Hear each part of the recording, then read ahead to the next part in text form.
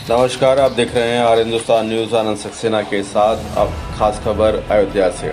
बांग्लादेश में हिंदुओं पर अत्याचार को लेकर रामनगरी अयोध्या में हिंदू संगठन हुए लामबंद। गुलाबबाड़ी से सिविल लाइन तक निकाला गया मार्च।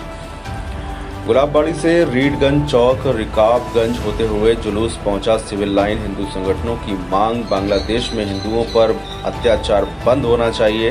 बांग्लादेश में हिंदुओं की बहन बेटियों से हो रहे दुराचार पर लगाम लगनी चाहिए।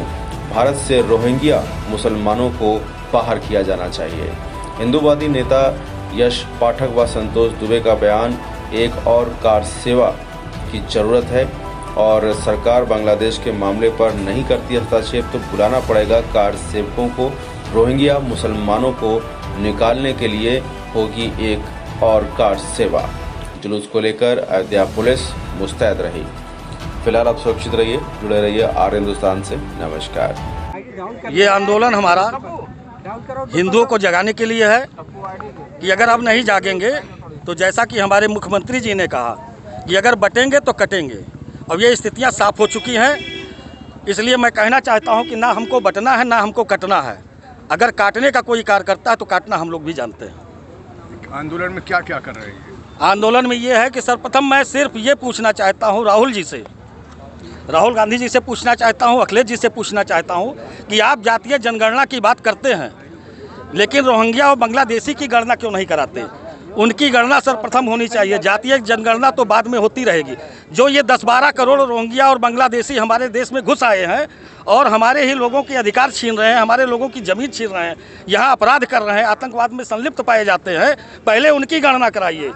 राहुल जी हमेशा बांटने की राजनीति की है। हमें तो लगता है कि इन्होंने भारत जोड़ो यात्रा ना निकाल करके भारत तोड़ो यात्रा निकाली है, जबकि इनको हर जगह रोहिंग्या मिले, हर जगह हर चीज़ हुआ। अब मांग क्या है? हमारी मांग ये है कि यहाँ से बांग्लादेशी और रोहिंग्या को देश से हटाया जाए और जो बांग्लादेश में हमारे हिंदू हैं उनके लिए बांग्लादेश में एक अलग से हिंदू राष्ट्र बनाया जाए।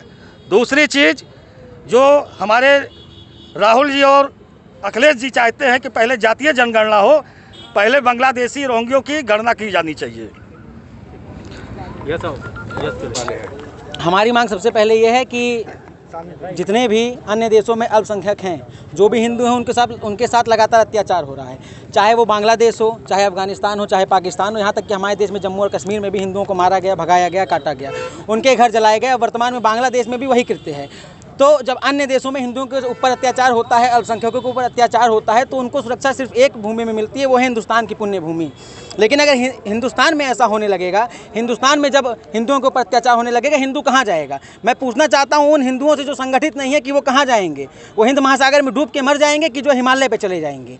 संगठित होने का समय आ गया है। यहाँ तक कि हमारे प्रदेश के यशस्वी मुख्यमंत्री परम पूजनीय योगी आदित्यनाथ जी ने भी ये कहा था कि बटोगे तो कटोगे। तो हमको ये सोचना चाहिए, हमको बटना नहीं है, हमको संगठित होकर रहना है, हमको एक होकर रहना है, एक सुर में हमको बोलना है, अपनी आवाज़ को सशक्त करना है और अपने आप को मजबूत बनाना है। इस प्रदर्शन से क्या मैसेज देना चाह रहे हैं? इस प्रदर्शन से हम मैसेज ये देना चाहते हैं, जैसा कि मैं एक युवा हूँ और युवाओं से भी मेरा अनुरोध है कि भारत युवा देश है और हमारे भारत देश का भविष्य आगे युवा ही तय करेगा कि हमारा देश किस दिशा में जाएगा।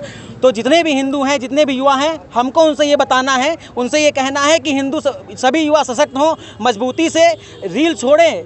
सोशल मीडिया एक इतना बड़ा प्लेटफॉर्म हो गया है कि अपनी कोई भी आवाज़, कोई भी आंदोलन आप पूरे विश्व में पहुंचा सकते हैं। तो हिंदुओं की एकता की आवाज़ आप सोशल मीडिया के माध्यम से, जो युवा सोशल मीडिया पे सक्रिय हैं, वो पूरे विश्व में पहुंचाने की हिंदुओं की एकता